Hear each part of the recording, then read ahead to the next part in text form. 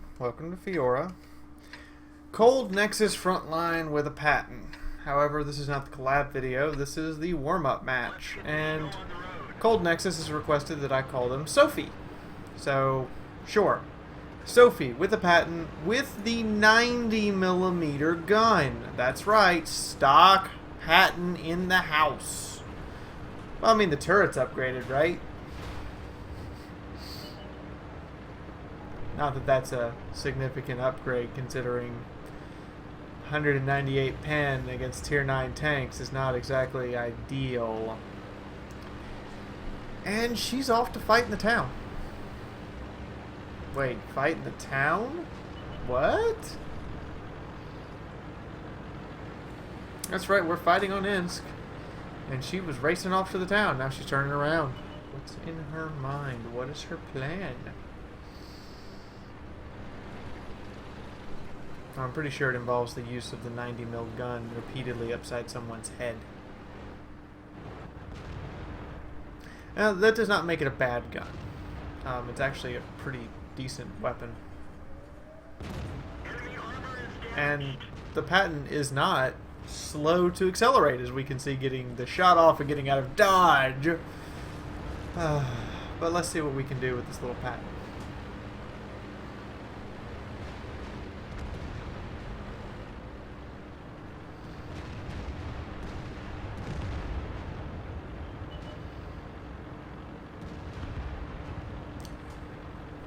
And this is exactly what you should be doing with a medium tank. You should be looking where you guys have the overmatch and then moving in to help press the overmatch advantage. The more targets they have to shoot, the less likely you are to lose guns. And therefore, the more likely you are to win the match. Now, she is fighting over what I would consider scraps, because that E75 should be extra crispy any second now. See what I mean? There's no real sense in sitting over here fighting over scraps. And a nice, lucky bounce off of her own armor while ricocheting the enemy. This isn't a 105. It's not going to just punch. However, she is self-aware enough to remember where that Tiger P is. And auto-aims him and just kind of sits here. Look how stable this gun is. Back and forth across the railroad tracks, no issue. Ooh, between the trains. That's just a dirty move. That was just a dirty shot. And I've seen some but she got shot back same way. Yeah, if you can do it to your opponent, the opponent can probably do it to you. You didn't need that track, LTTB. Oh wait, you burned a repair kit. And there is some self-awareness here.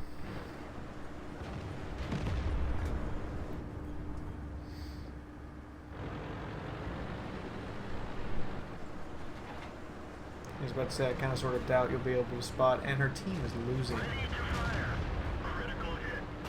Let's not have a slugging match with an autoloader. Let's deal with the super Pershing.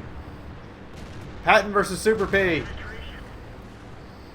Both of them have the same gun. Super P fail. Well, overwhelmed by heavy tanks. If you want to get technical about it. Not sticking out there. That's a good idea. And her T-49 is racing off somewhere. I'm not even sure where. But it's actually a T-28 prototype on the cap. Now, Sophie recognizes that she needs to turn around. Excuse me. Excuse me.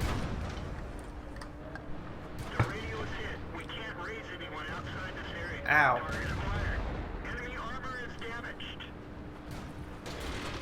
Enemy is really not focusing their fire. Which, yeah, okay, fair enough. You killed the PTA, but I might have gone for the Patton. It would have been the easier kill.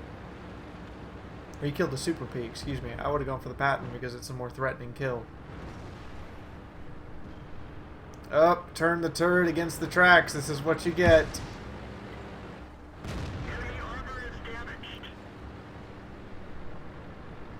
That bulldog, for some reason, does not want to tango.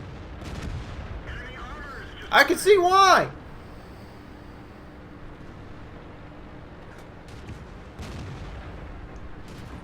And the Patton does have a very good traverse, but it doesn't exactly have the best armor. And there's that American accuracy. Critical hit on a bulldog? What? I think Sophie's had enough of this ring around the rosy game with this bulldog. She needs to put some rounds into it, or an actual hurt into him. Oh my god! America! What happened to your gun shooting straight? That was a pure self-awareness kill. Nice job. Also, very good idea. Don't chase the rabbit.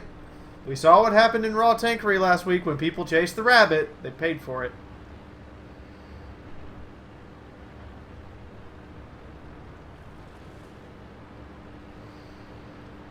So let's just sit back, relax, and oh god, the bulldog's coming. Technically, with his clip, he could kill all 3 tanks here. Assuming he's loaded. That's 2 shots. He's got 8 more. It's only going to take 3 to kill Sophie. And then the other 5 can go in. Up, he bounced. He's bouncing. He's bouncing. Ooh. Already knows he's in trouble. He's a 1-shot kill for the STI. He has to assume Sophie has the 105 gun, so he's a 1-shot for her. He is really a 1-shot for her because it's a 90. It still will do it. And he's fired most of his clip off, so he starts running. Sophie's trying to get the angle, and there it is! Nice kill. Nice kill. Coming down to 2 tanks there, Sophie. Alright, so let's move on to the main feature, the collab work that I'm going to be doing with Bobo. In the battle in progress, BoboGrimmer is driving around in his Tiger 2 on Normandy in a Tier 9 battle. Imagine that, the Tiger 2 in Normandy outmatched. This sounds historical! Nah. Let's see what he's got. So what we did was we just exchanged replays and decided which ones we were going to use. I'm apparently going to show up on his channel sometime later this week. But in the meantime, I'm doing his right now. He's doing an excellent job of side scraping here against the IS-6, making sure his turret is pointed right at it. And, oh yeah, lower plate. Oh, that's an E-75. Ooh. Ooh. Ow. Ah, the round went high, but the IS-6's gun is pretty inconsistent about pinning Tiger 2s. But Grimmer here has just paid for it with most of his life. Yeah, straight through the gun mantle. That works.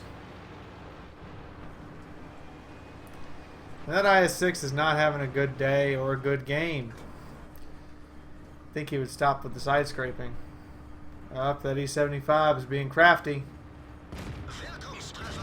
He's now tracked and hopefully can be railed away at. Hopefully. Nice tracking shot.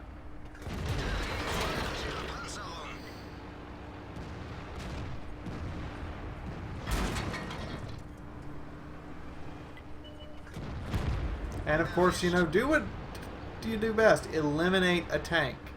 And as you can see also, Grimmer plays in colorblind mode. If you look at the chat, you'll see people in purple text. At least I think that's how colorblind mode works, right? I don't have it set to colorblind mode, obviously. Hence why the enemy team's actually red.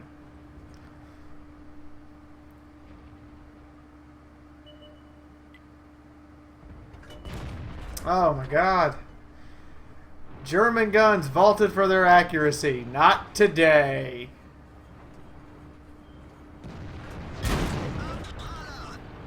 Wow, where did that... the one spot. The one spot. Look at that under the gun muzzle. The one bloody spot it would not penetrate. Now the Yak Tiger's like, swiggity swiggity, I want some E75 booty. And he's right in there after him. Bobo's team is losing. Now, I hate to sound racist, but I've heard a lot of monkeys named Bobo, so I'm going to go with, alright, you apes, do you want to live forever? Yeah, I just made a Starship Troopers reference and immediately feel horrible for doing so. I'm a terrible, awful human being. But if you're here, you already... Oh my god, KV-5! Ah, you've had better days. Oh good, he bounced. You didn't.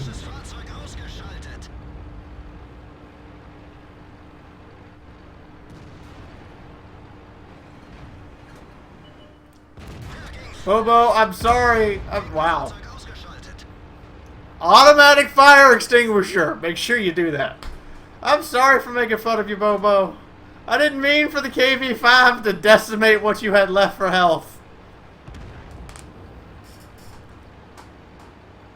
And his team has successfully, well, Bobo's also really helped, successfully recover this game. They were down 6-9, and they've reversed it 11-9. Not a bad job. Now, they've still got to take out the Panther 2, the Charioteer, and the Yak Tiger. The Charioteer, of course, camping the opponent's base, so they can ignore him and move around and engage these other two tanks. At least that's the theory. And his team does look like they want to converge on this Panther 2. Who is actually shooting at the Centurion, who's foolishly rushed forward and now died in the most embarrassing manner I could have thought of. Grimmer, you know he's coming. Follow that Yag Panther. Follow it! Into the breaches of hell! Seriously, into the breaches of hell. Let's go, guys. Or not? Yeah, I would have gone down the hill straight after them. Also, I find it interesting that he carries 12 high explosive shells and has his HE reversed with his APCR positioning. Panther 2 sees a one-shot. Artillery sees a one-shot. You better be careful.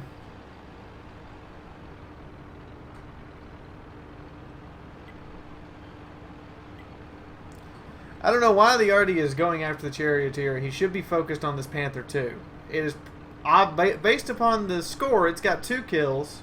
It's the most mobile tank, and it looks like it's the most skilled player from the looks of things. And when it comes down to these really close matches, skill does start to really play a factor.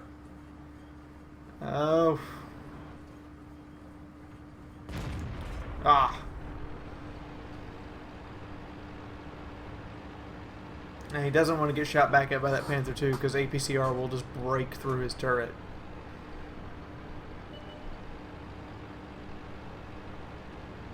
And he's playing this very, very close to home. I would be a lot more aggressive, but then again, I always get overconfident that the Tiger 2 actually has armor. And then I remember, oh right, it doesn't really have armor.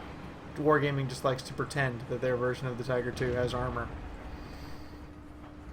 Well, he's got a shot, but it ricochets off the side of the turret because the Panther 2 had the awareness enough to go, oh crap, that's a Tiger 2. Denied the kill despite penetrating the commander's hatch. Who's all been there? I've been there. I've been there so many times. It's so frustrating. Oh, Panther 2, you done messed up.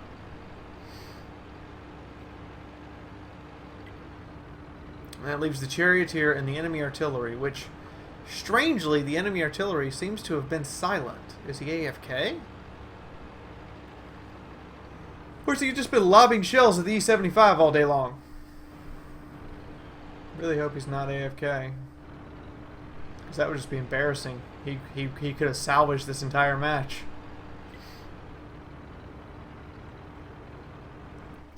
Lore, you're the one being stupid right now. You keep saying stuff. They're working on it. Oof, that could have been the end of your days. And the Artie proves it's here. He's spotted. You didn't fire, Lore. Obviously, you don't have a shot.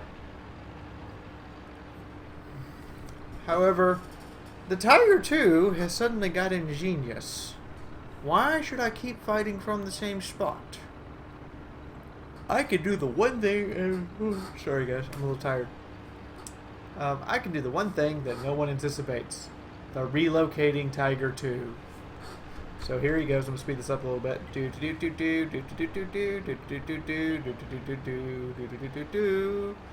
dun dun dun dun dun. There it is.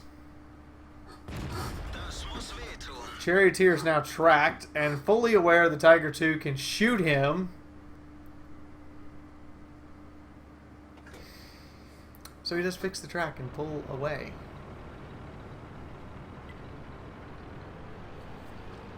And he's playing this very smart. He's trying to stay out of the view range of the Charioteer while moving around so the Charioteer's cover becomes non-existent. Oh, there was his shot. There was his shot. Oh, here comes the Charioteer. Blind! Oh my god. I would have just pulled the trigger! Shut up, Lore! They're working on it. You act like they can just charge a Charioteer. They've been spotting him. You haven't been shooting him. Finally, the Lore actually does something besides complain. They haven't been camping. Yeah, you're making your clan look really bad here, Hardcase. I hate to say that. You're making your clan look really bad.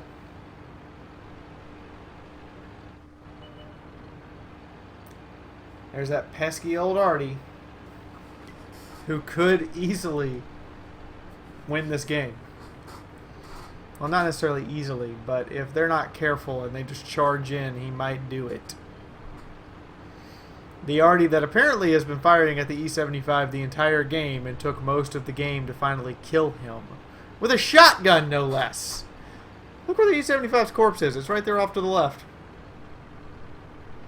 That's a really, really long time to be shooting at one person. Now Bo is playing this. Again, he's been playing this very carefully the whole time.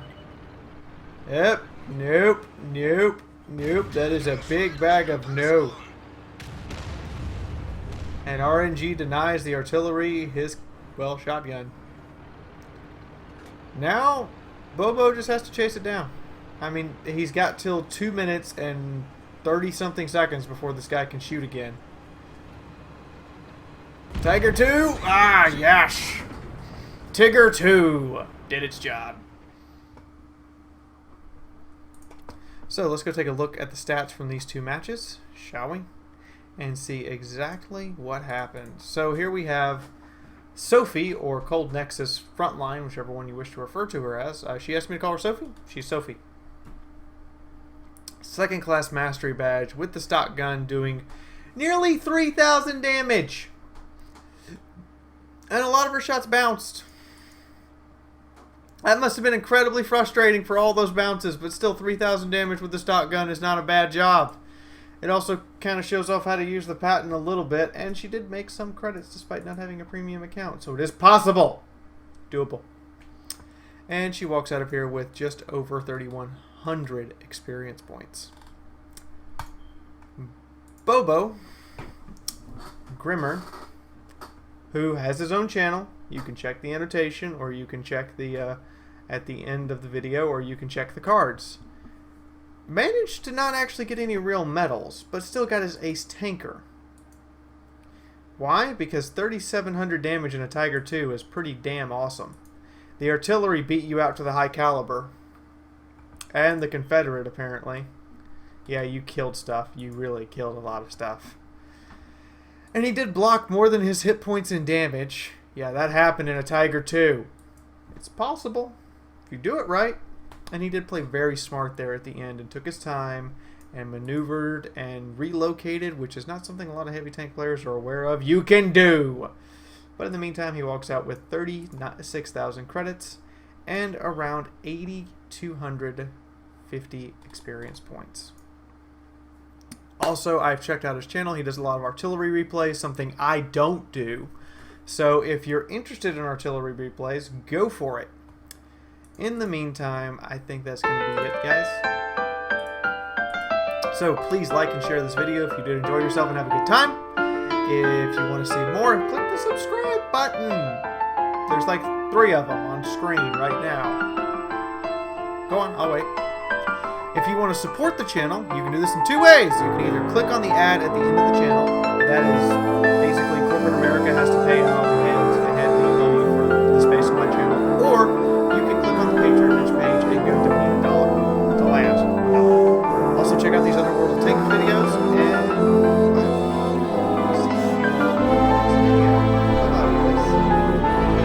I drive up here. I fire and I do a hard turn. Right as I fire, I start a turn with that man. Shot. Already hits me.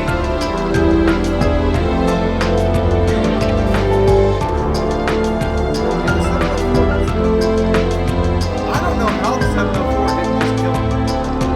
He only did 500.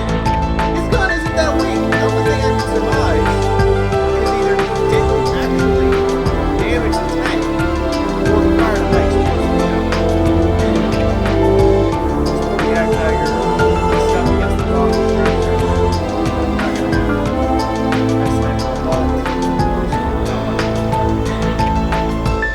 Shell landed right there. Very fortunate the arty shells didn't kill me.